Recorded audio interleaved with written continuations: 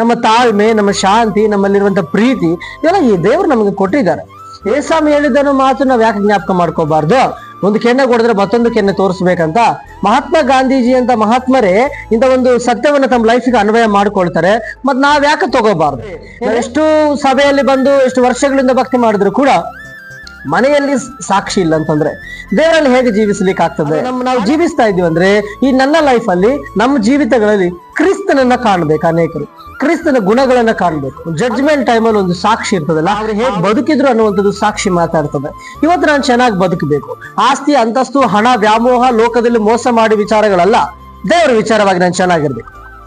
ಒಂದಿನ ಬರುತ್ತೆ ನಾವೆಲ್ಲರೂ ಈ ಲೋಕದಲ್ಲಿ ಇಲ್ಲದೆ ಹೋಗ್ತೀವಿ. ಅವಾಗ ನಾನು ನೀತಿವಂತನು ಅಂತ ನನ್ನನ್ನ ನಿರ್ಣಯಿಸಿ ಒಂದು ಸಾಧ್ಯವಾದ ಲೆಕ್ಕದಲ್ಲಿ ಇಡೋದೇ ನಮಗಿರುವಂತಹ ಸಾಕ್ಷಿ. ಸಾಕ್ಷಿ ಪರಲೋಕದಲ್ಲಿ ಇರ್ತದೆ. ಆ ಪರಲೋಕದಲ್ಲಿ ನಾವೇನು ಅಂತ ತಂದೆಯಾದ ದೇವರಿಗೆ ತೋರಿಸ್ತದೆ.